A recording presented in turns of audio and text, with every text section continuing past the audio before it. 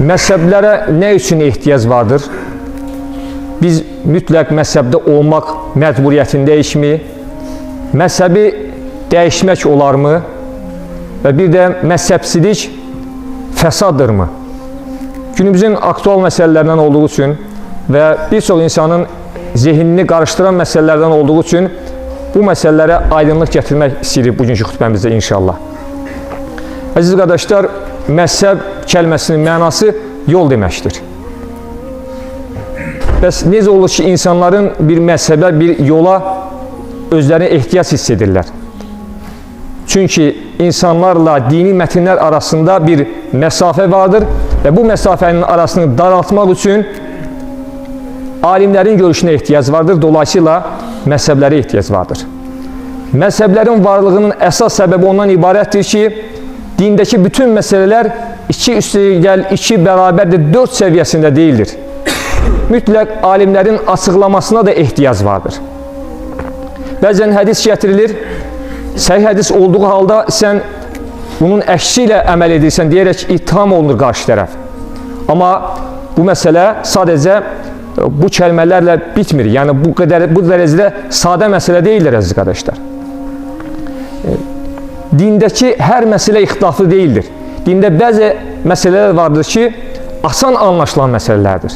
Məsələn, donuz ətinin haram olması, içki içmənin haram olması, fal oxları, insan öldürmək və s. bu kimi məsələlər üzərində heç bir ixtilaf yoxdur. Dolayısıyla bu məsələlərdə heç bir məzhəb yoxdur. Dində bir çox məsələlər vardır ki, o məsələlərdə ixtilaf yoxdur, amma bəzi təfərrüatlara endiyimiz zaman orada fərqli fikirlər meydana gəlir. Fərqli ictihadlar ortalığa çıxır. Bir şey də qeyd edeyim ki, dəyərli qardaşlar, dində bütün məsələlər ixtilaflı deyildir. Əgər hər ikisini müqayisə etsək, dində ixtilaflı olmayan məsələlər, ixtilaflı olan məsələlərdən daha çoxluq təşkil edir. Bəs ixtilaf nə üçün vardır? Maraqlı sualdır və hər kəsin zehnini məşğul edən bir sualdır. Dəyərli qardaşlar, ixtilaf sadəcə dinə məxsus olan bir xüsusiyyət deyildir. Bu, dünyəvi elmlərdə də belədir. Məsələn, siz fizika elmini öyrənmək istəsəniz, bir müəllimin yanına geçsəniz ki, mənə fizika elmini öyrədin, o sizə o günə qədər fizika elmində məzhəb qurmuş alimlərin fikirlərini sizə bildirəcəkdir. Məsələn, sizə Newton fizikasından danışacaqdır, kvant fizikasından danışacaqdır, Einsteinlə danışacaqdır. Əgər siz ona desəniz ki, mən Newtonu, Einsteini, kvantı neynirəm, mənə sırf fizika elmindən danış desəniz, müəllim sizə nə cavab verəcəyini bilməz. Bəzən asan şəkildə deyilir, səhih hədislər var, Quran-Kərim var. Bunlar olduğu halda mən neynirəm, İmam Əbu Hanifə nə dedi, İmam Şafi nə dedi, İmam Malik nə dedi. Mən sırf Quran nə deyirsə, hədis nə deyirsə, onunla əməl edəcəyəm, mənim məzhəblərə heç bir ehtiyacım yoxdur deyirlər. Bu söz əziz qardaşlar, eyni ilə nəyə bənzəyir? Mən fizikanı Newton, Einstein, kvant və s. alimlər olmadan anlayacağım sözünə bənzəyir. Dinimizdəki bəzi məsələlərin qapalı olması ki, bəzi məsələlər qapalıdır deyə alimlər arasında ixtilaf yaranmışdır. Ayrı-ayrı ictihadlar meydana gəlmişdir. Bu məsələlərin, dindəki məsələlərin, bəzi məsələlərin qapalı olması dinin özünün bu naqisliyi sayıla bilərmi?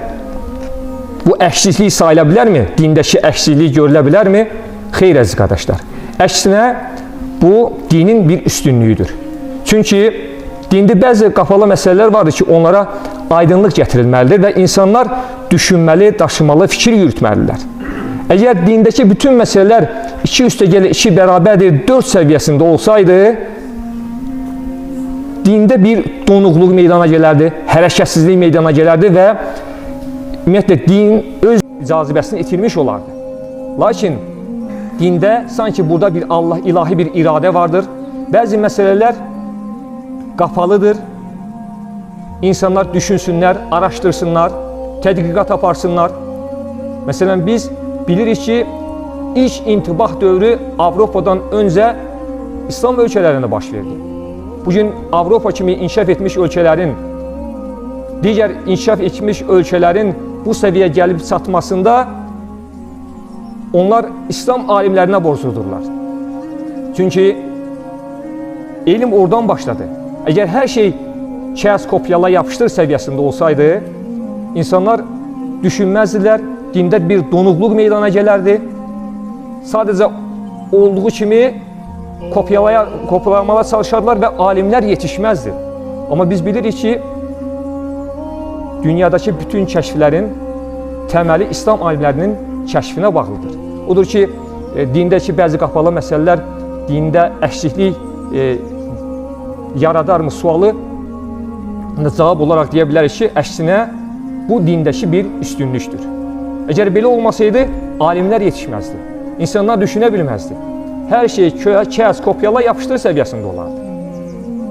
Burada sanki ilahi bir iradə vardır, əziz qardaşlar. Biz hansısa bir məzhəblə getmək məcburiyyətindəyikmi? İkinci sualı bu şəkildə qoymuşduq. Bəli, əziz qardaşlar, biz hansısa bir məzhəbi tutmaq məcburiyyətindəyik. Amma bu məcburiyyət ilahi əmr şəklindəki məcburiyyət deyildir. Yəni Allah Rəsulü sallallahu aleyhi ve sellem bizə bunu əmr etməmişdir. Quranda belə bir əmr yoxdur. Amma bunun xaricində başqa bir çıxış yolu da yoxdur. Məsələn, bəzən səhih hədis var, Quran-Kərim var. Biz nə üçün bunu qoyub İmam Əbu Hanifə, İmam Şafini təqlid edək deyirlər? Bunu deyən özləri belə, bunu deyən kəslər belə mütləq özləri də bir məzhəbdədirlər. Çünki qarşılarına çıxan bir məsələni həll etmək üçün nə etməlilər? Hansısa bir kitaba müraciət etməlilər, hansısa bir alimə müraciət etməlilər. Alimlər isə bəzi məsələlərdə ixtilaf ediblər. Dolayısıyla onlar da hansısa bir məzhəbin yolunu tutmuş olurlar. Peyğəmbərimiz sallallahu aleyhi ve sellem dövründə məzhəb varmı ki, bu suallar da çox verilir. Bir hədisi xatırladım, əziz qardaşlar. Yəqin ki, bu hədisi hər biriniz bilirsiniz. Allah Resulü sallallahu aleyhi ve sellem Muaz bin Cəbəl radiyallahu anhı Yəmənə göndərir və ona sual verir. Ora getdiyin zaman, qarşına bir məsələ çıxdığı zaman hara müraciət edəcəksən? Muaz radiyallahu anh da deyir ki, ya Resulullah, Qurana müraciət edəcəyim. Allah Resulü soruşur ki, əgər orada tapa bilməsən, demək ki, Quran-Kərim biz bilirik 23 il ərzində nazil oldu. Bəzi ayələr hələ nazil olmayıb. Demək ki, əgər Qurandan tapa bilməsən, Muaz radiyallahu anh deyir ki, hədislərə müraciət edəcəm. Bəs hədisdə tapa bilməsən, demək ki, hələ hədislər də tam deyil. Allah Resulünün ömrü 23 illik peyğəmbərlik dövrü vardır. O zaman Muaz radiyallahu anh deyir ki, mən istihad edəcəyəm. Yəni, düşünəcəyəm, daşınacağım, Quran və sünnəyə uyğun bir fətva verməyə çalışacağım. O günün şərtlərini düşünsək, Peyğəmbərimizin yanına qayıdıb gəlib soruşa bilməz. Rabitə sistemi günümüzdə kimi inkişaf etməmişdir. Və istər-istəməz, bəlkə də Peyğəmbərimizin dediyi şəkilə deyil, başqa bir fətva vermiş olacaq. Amma Allah Resulü sallallahu aleyhi ve sellem onun bu sözündən razı qalır və sevinir. Peyğəmbərimiz sadəcə Muaz bin Cəbəl radiyallahu anhı Yəmənə göndərməmişdir. Başqa ərazilərə də başqa səhabələri göndərmişdir. Və müxtəlif məsələlərdə ixtilaflar vardır. Amma bu təbii bir prosesdir. Yəni, Rasulullah sallallahu aleyhi ve sellem dövründə heç bir ixtilaf yox idi, heç bir məzhəb yox idi deyənlər, bunu bilsinlər ki, düzdür, adı Şafi, Hanəfi, Maliki, Həmbəli olmasa da, amma buna aid kitablar da var, sahabənin ixtilafına dair kitablar da var. Demək ki, o dövrdə də yollar var idi, məzhəblər var idi. Amma bu təbii prosesdir, təbii bir nəticədir, dəyərli qardaşlar. Biz hansı məzhəbi seçməliyik sualı? Günümüzə qədər gələn 4 məzhəb vardır ki, Hənəfi, Şafi, Maliki, Həmbəli. Onların deməli, üsulları işləndiyi üçün, sistematik hala gəldiyi üçün günümüzə qədər 4 məzhəb qalmışdır. Bundan əvvəllər də məzhəblər var idi mi? Var idi. Sadəcə olaraq onlar tarix səhnəsindən silinib getmişlər. Məzhəblər üsullar işlənmiş, sistematik hala gəlmiş 4 məzhəb qalmışdır. Bu günlərin biz, məsələn, Azərbaycanı, Türkiyəni götürsək, daha çox Hənəfi məzhəbi təqlid olunur.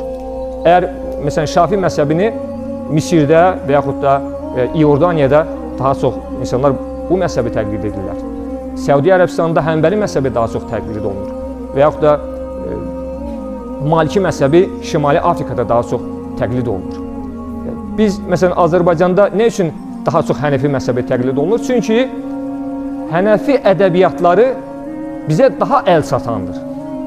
Əgər biz, məsələn, Səudiyyə Ərəbistanda yaşasaydıq, biz Həmbəli məzhəbini daha çox təqlid edərdik. Çünki orada Həmbəli məzhəbinin ədəbiyyatları bizə daha çox əl çatan olduğu üçün. Bəzən müsəlmanları bu sualda çox narahat edir ki, əgər bütün məzhəblər dəlillərini Quran və sünnədən almışdırsa, bu ixtilaflar nəyə görədir? Əziz qardaşlar, ixtilafların başlıca səbəbi dini mətnlərdəki o kəlmələrin müəyyən qədər qapalı olması, müəyyən qədər başqa-başqa fikirlərə qapı açmasıdır. Məsələn, bir hədis deyim. Allah Resulü sallallahu aleyhi ve sellem buyurur ki, "La salate illa bi Fatihatil kitab." Fatihəsiz namaz yoxdur hədisi. Bu hədis ilk baxışda Fatihəsiz namaz batildir şəklində anlaşılır və bu şəkildə anlayan alimlər də olmuşdur təbii ki. Amma Hənəfi məzhəbi bu hədisi necə anlayır? Başqa bir hədislə müqayisə edərək. Allah Resulü sallallahu aleyhi ve sellem başqa bir hədisdə buyurur ki, məscidə qonşu olanın namazı yoxdur. Bu hədislə "La salate illə" qəlbində gəlibdir. Yəni, heç bir alim deməmişdir ki, məscidə qonşu olanın namazı qəbul deyildir. Odur ki, bu iki qəlbdə gələn hədisləri Hənəfi məzhəbi bu şəkildə qəbul etmişdir ki, yəni Fatihəsiz namaz tamam kəmal deyildir. Qüsurludur, amma batil deyildir namaz. Bu şəkildə anlamamışlar. Və digər məzhəblər də əlbəttə ki, özlərinə uyğun şəkildə dəlillərini gətirərək məsələlərə yanaşmışlar. Amma bayaq söylədiyim kimi, bu ixtilaflar təbii doğan ixtilaflardır. Əslində bu dinin bir üstünlüyüdür. Çünki alimlər araşdırmasaydı, alimlər fikir yürütməsəydi, dolayısıyla alimlər yetişməzdi. Amma məsələ məzhəbçiliyə gəldikdə isə, məzhəbçilik olduqca doğru bir şey deyildir, fəsaddır, fitnədir. Məzhəbçilik nədir? Yəni, yalnız mənim məzhəbimin dediyi alimlər doğru söyləyirlər, sənin məzhəbinin alimləri isə yanlış söyləyirlər. Bu isə əlbəttə ki, fitnəyə aparan yoldur. Hansı ki, alimlərin heç biri mənim fətvam doğrudur, mütləq mənim fətvamla getməlisiniz. Belə bir söz heç kim deməyibdir, cürət etməyib buna. Əksinə bunu deyiblər, mənim söylədiyim fətva doğrudur, qarşı tərəfin söylediği yanlıştır, amma doğru olma ehtimalı da vardır. Dolayısıyla alimlər belə dediyi halda ki, və hər bir alim də özünü mütləq bir məzhəbə, yəni bizim bildiyimiz mötəbər alimlər hər biri özlərini bir məzhəbə nisbət ediblər. Biz də adi bir insanlar, alim olmayan insanlar əlbəttə ki, mütləq bir məzhəbi təqlid etməliyik ki, məsələlər bizə asanlaşsın. Yəni, dində bütün məsələlər 2 üstə gəl 2 bərabərdir 4 səviyyəsində deyil ki, biz rahat bir şəkildə hər bir şeyi anlaya bilək. Yəqin ki, bu dediklərim inşallah qismən də olsa anlaşılmışdır. Çalışalım dəyərli qardaşlar, məzhəbçiliyə yol verməyənin, yalnız mən doğruyam, yalnız mənim dediyim doğrudur. Bu yalnız fitnəyə aparan yollardır. Müsəlmanların qardaşlığını zədələyən bir məsələdir. Allah müsəlmanların birliyi və bərabərliyini artırsın. Amin.